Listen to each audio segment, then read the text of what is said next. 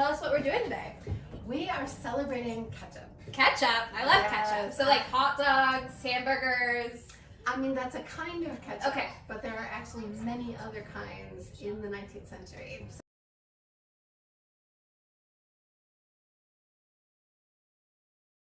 So it turns out that the word ketchup actually evolved from a Mandarin word in China. Yep. That was, and forgive my pronunciation, probably sounded like ketchup. Okay.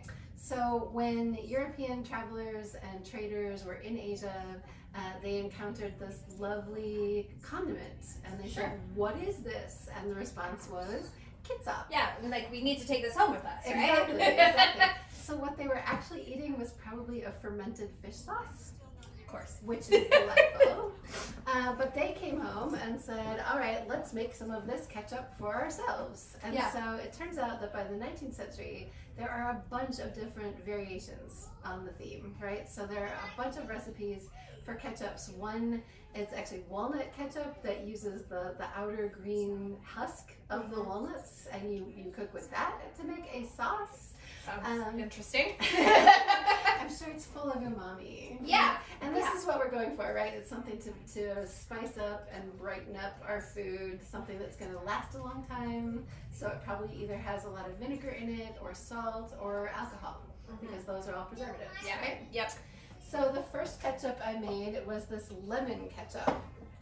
And this actually, I'm looking forward to trying this after it ferments. Yeah. So let me go show. Yeah. They might want to see up close. So it's lemons that have been salted for a week, just to try and draw out all of those lovely flavors. And then some vinegar, some shallots, let's see here. We have horseradish, garlic, sliced ginger, peppercorns, and mace, which is actually a spice that's similar to nutmeg. And do you want to try it? Sure, let's try it. You want to watch us try some lemon ketchup? Yeah, so there were a whole bunch of different kinds of ketchup in the 19th century, and I've decided to do a little ketchup palooza here today. Yeah. So we're just trying a little bit of this lemon ketchup. So this is basically lemons and salt and spices and vinegar.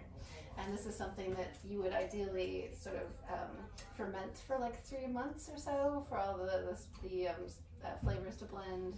What do you think? Very vinegary. Very sour. You can smell that if you want. Just sort of get a. I can smell it. It kind of Is that reminds me. So, There you go. It reminds me of like a salad dressing. Yeah. So it's very bright. I feel like it would be great with some olive oil, over greens, or maybe even with some mayonnaise with fish. Totally. Yeah, so that's really interesting. So I wanted to make a tomato-based ketchup because that's one that we're more familiar with. Sure. Turns out that tomato-based ketchup was first published in 1812 by an American named James Mace. He was sort of a polymath. He was a doctor. He fought in the War of 1812. He was a horticulturalist and a numismatist, and one day he woke up and said, I've got an idea for ketchup. And this is the only food-based thing I could find that he actually ever made. And it was basically just salt and tomatoes and some spices and some brandy as a preservative. So this is a variation that was a little later that I made yesterday. And this is tomatoes, peppers, shallots, and salt. Now these historic recipes I am finding have much more salt in them than we're used to. Is that to preserve? Yeah, or? it's probably as a preservative. And a lot of these concentrates also, they say, blend this with a pound of butter to make a sauce. So maybe it is actually just much more concentrated and you're not supposed to eat it straight. But would you like to try this one? Yeah. So I tried this one yesterday, and again, I think it's too salty, but other than that, I think it's really good.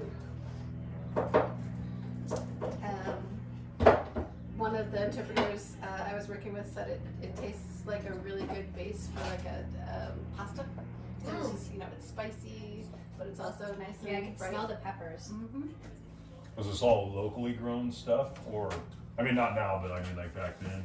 So they would have had about an acre kitchen garden that they were working with, and obviously would have eaten very, very seasonally.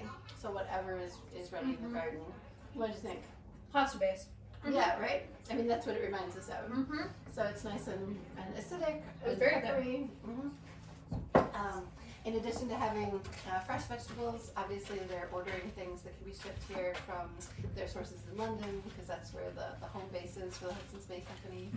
So they're sending spices And slide right past and get some and more all meals. sorts of shelf-stable ingredients, rice and dried peas and curry powder was one of the things that we know that they sent here. And then, yeah, they're growing as much as possible for their own use, as well as to sell to other people. So tons of potatoes and peas and that sort of thing. All right, so the next ketchup that we're going to talk about is cucumber ketchup. So you have to trust me. This was the most beautiful shade of bright green before I cooked it. But the pans that we use here are either tin or cast iron, and it turns everything sort of gray. Did you cook it on that stove? Yeah. Yep. And I've actually got some mushrooms over here that are simmering for my mushroom ketchup as well. If you got that stove going, how come it's like not super hot in here? Just because you got the See those windows big open? windows? Yeah. Does it feel a lot hotter over there? I mean, it feels like there's a fire. Yeah. So yeah, I mean, in the winter when it's super cold in here, the heat from the stove comes about a foot, right? So you're like huddling next to the stove.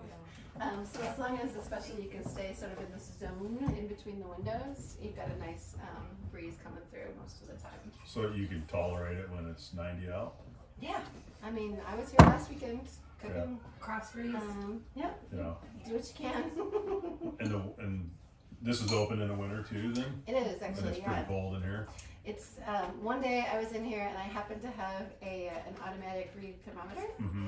because I wanted to know how hot the bake oven was getting, and so just for fun I took the temperature in this building and it was 43 degrees. Oh. Yeah, so that's cold. Okay, we're gonna try the Okay, let's cucumber ketchup. let's pour some out onto a plate. plate here. All right, so this is cucumber water with what else have we got here? There's onions. I can see the onions. Grated ginger, horseradish, pepper, and shallot. And then it's just simmered on the stove for a little bit, and then I need to strain this, and then I can bottle it. Smells like pickles. Oh, it's spicy. But you still get some of that refreshing cucumber. I don't think I've ever had anything quite like that. No. It's really good though. So the recipe says here. Are you following It does have recipes some that are heat. from the 1800s? Yeah. Yeah? Yeah, this one's from 1829 from a cookbook called The Cook and Housewife's Manual by a woman named Christian Isabel Johnstone, who was Scottish. This recipe says, when cold, pick out the shallot and horseradish, bottle the ketchup, which is an excellent preparation for flavoring sauces for boiled fowls, veal, rabbits, or the more insipid meats. I'm not exactly sure what that means, but That is, it was more of a mild flavor. There was Yeah. some warm heat to it, but Yep. it was more mild. and just fresh tasting. Yeah. You know, sort of fresh, grimy. Okay, so we can try the oyster ketchup, or sorry, the mushroom ketchup. So this version I had made about a month ago, and this is one that we're actually in the process of making over here on the stove. So the first thing you do is take 10 cups of mushrooms and slice them and salt them, because what you want is that liquid that's coming out of the mushrooms. That's going to be the basis of the sauce. And then this one actually has a ton of spices in it that are a little surprising. It has dried porcini mushrooms, and also an onion, allspice, nutmeg, ginger, cloves, cinnamon, brown sugar, cider vinegar, and 4 tablespoons of dry sherry. It's more spices than the other ones. Yeah, so this Yeah. one's much more Which is complex. interesting because I feel like the mushrooms already have a more complex flavor. Right. So when I first read this recipe or heard of mushroom ketchup, I was thinking more like a mushroom sauce, like a mushroom gravy. And I thought, oh, it's great, I love mushrooms. And then I read that you actually separate all of the solids out from the liquid and you throw all the solids away. I was like, what is this? So it's very thin. Right. So I'd be surprised if they threw anything away. It seems just well, I mean, because. you can get things to pigs and chickens. Yeah, true. You can put things in the compost. You're right. They're not just gonna like throw something into the street. And we do give a lot of things to the chickens here. Yeah. They're very spoiled. I'm sure. So I've tested this before. All right. Well, here. Cheers. Cheers. I think it tastes almost exactly like Worcestershire sauce. It was very similar. So there's a lot going on. There's a lot of umami and salt in there. I wonder what it would taste like on meat. Yeah. So the last and maybe most exciting ketchup that we have to talk about today is oyster ketchup. Ooh. No, come on. This was very popular. Should I be jumping up and down? Just approach with an open palate and Yes, open yes. mind. Of right? course. So the first thing we did was mash up our raw oysters in our mortar and pestle. And then we put them on the stove with some sherry, salt, cayenne pepper, kind of a lot of cayenne, and a lot of nutmeg, which is interesting. And then the last thing that we're going to add to this is some brandy. So we strained it, we boiled it, we strained it.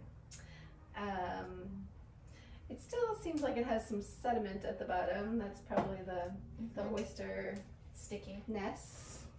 What does it smell like? Interesting. Yeah, I don't know how to describe that. Right, exactly. Well, we've just added the sherry to our oyster ketchup, and that was the last ingredient. So we can try it. You ready? I want to show the camera Okay. first. I'm scared. Try not to be. I'm gonna be brave. Yes, be brave. Interesting. Yes. All right. So we have some bread over here. Would you like to try some? Thank you. Okay. I don't Alright. blame you. So it's going to take a little bit out, and here you are. We'll do this at the same time, so sort of a Cheers. pact. Cheers. Here we go. All right, here's nothing. Oh, it's really spicy. It is. And very strong alcohol. And nutmeg. Uh-huh. You actually, the other spices You can't even taste the oyster at all. overwhelm. Isn't that interesting? Mm-hmm. It's kind of spicy. Ooh. It's spicy on a couple levels. It's spicy in that like cinnamon Mm-hmm. way. But also the warming the back of your throat way Mhm. because of the alcohol. I mean, I could actually see using this as a condiment in like a stew or something. Yeah, maybe a stew. So it does have, again, this sort of umami quality. Maybe in a meat pie. Mm-hmm. Right, that is not anything like I... No, it's not what I was expected to be. anticipating. I was expecting more of the oyster salt water type of. It's like the oyster just gives it a little bit of body. Yeah. But not... It's almost like they just wanted a protein in it and were like, oysters. Yeah, That's weird. it's exciting. It is. Okay, well, I just want to say thank you for coming along on the ketchup palooza journey today. We explored 5 different types of Victorian ketchup and tasted them all. Did want to plug that we are celebrating the Cook the Book series because of this Dine We Must cookbook that Gwen, who was just talking about all that ketchup, put together. This book is for sale in our gift shop and on our website. It is fantastic. It's got a bunch of historic recipes, a variety of different good pictures and everything like that you can do in your very own modern kitchen. And yeah, there's even mushroom ketchup in here. We'll catch you next time. Thanks.